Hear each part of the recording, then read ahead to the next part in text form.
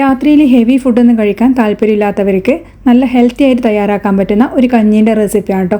ഇത് കുട്ടികൾക്ക് പോലും നല്ല ഇഷ്ടത്തോടെ കുടിക്കാൻ പറ്റുന്ന ഒരു കഞ്ഞിയാണ്.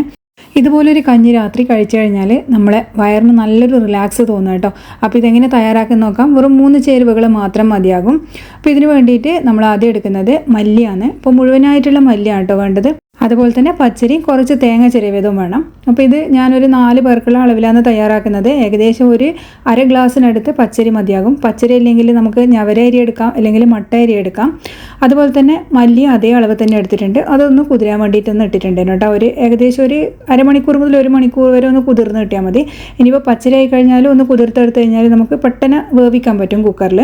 അപ്പോൾ ഞാനിതാ ഇത് ഒന്ന് നല്ലപോലെ കഴുകിയെടുത്തതിന് ശേഷം ഒരു കുക്കറിലേക്ക് മാറ്റുന്നുണ്ട്. ആവശ്യത്തിനുള്ള വെള്ളം ഇതിലേക്ക് അങ്ങ് ചേർക്കാം. അതുപോലെ മല്ലി ഒന്ന് കുതിർത്തത് നമ്മൾ ഒരു മിക്സിയിലിട്ടിട്ട് അരച്ചെടുക്കുന്നുണ്ട്. അപ്പോൾ പെട്ടെന്ന് ഇത് കുതിർത്ത് കഴിഞ്ഞാൽ അരഞ്ഞ് കിട്ടും.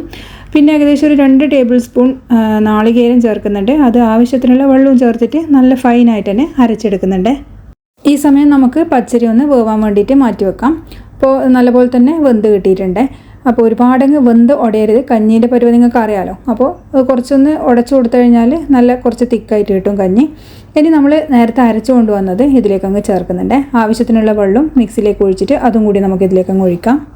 ഇനി ഇത് ആവശ്യത്തിനുള്ള വെള്ളവും ചേർത്തിട്ട് നല്ലപോലെ തന്നെ തിളപ്പിച്ചെടുക്കാം. അപ്പോൾ കഞ്ഞി ആയതുകൊണ്ട് തന്നെ ഒരുപാട് തിക്കാവും. അതുകൊണ്ട് ആവശ്യത്തിന് വെള്ളം ചേർത്തിട്ട് ഒന്ന് തിളപ്പിക്കാൻ മറക്കല്ല കേട്ടോ. അതുപോലെ തന്നെ നമ്മളിതിലേക്ക് ആവശ്യത്തിനുള്ള ഉപ്പും കൂടിയും ചേർക്കുന്നുണ്ട്. പിന്നെ ഈ ഒരു മല്ലി നമ്മൾ പച്ച മല്ലിയാണ് അരച്ചത്. അതുകൊണ്ട് തന്നെ ആ ഒരു മല്ലീൻ്റെ ചൊവയുണ്ടാകും. അതുകൊണ്ട് നല്ലപോലെ തിളപ്പിച്ചിട്ട് ആ മല്ലീൻ്റെ ചൊവയൊന്ന് മാറ്റിയെടുക്കണേ. പിന്നെ ഇതിലേക്ക് ഞാൻ 1 ടീസ്പൂൺ നെയ്യും കൂടിയും ചേർക്കുന്നുണ്ട്. നെയ്യ് ചേർത്ത് കഴിഞ്ഞാൽ പിന്നെ പറയേണ്ട ആവശ്യമില്ലല്ലോ. ഹെൽത്തിന് വളരെ നല്ലതാണ്. കുറച്ചും കൂടി നല്ല ഹെൽത്തി ആവുകയും ചെയ്യും. അതുപോലെ തന്നെ ഒരിത്തിരി മഞ്ഞപ്പൊടിയും കൂടിയും ചേർക്കുന്നുണ്ട്. മഞ്ഞപ്പൊടി ചേർക്കണമെന്ന് നിർബന്ധമുള്ള കാര്യമൊന്നുമല്ല. കഞ്ഞി കാണാനൊരു ഭംഗിക്ക് വേണ്ടി ചേർക്കുന്നതേ ഉള്ളൂ. അപ്പോൾ മഞ്ഞപ്പൊടി ചേർത്ത് കഴിഞ്ഞാൽ നിങ്ങൾക്ക് അറിയാമല്ലോ, അതിൻ്റെ ഗുണങ്ങളും അറിയാമല്ലോ. അപ്പോൾ ആവശ്യമുള്ളവർക്ക് മാത്രം ചേർത്ത് കൊടുക്കാം കേട്ടോ. ഇപ്പോൾ നമ്മൾ കണ്ണൂർ ഭാഗത്തോട്ടൊക്കെ മല്ലിക്ക് കൊത്തമ്പാരി എന്നാണ് പറയുക കേട്ടോ. കൊത്തമ്പാരി കഞ്ഞി എന്നാണ് സാധാരണ പറയാറ്. പണ്ട് കാലത്തൊക്കെ ആൾക്കാർ ഉണ്ടാക്കുന്നതാണ്. പ്രത്യേകിച്ച് കർക്കിടക മാസങ്ങളിലൊക്കെ ഉണ്ടാക്കുന്നതാണ് ഈ ഒരു കഞ്ഞി.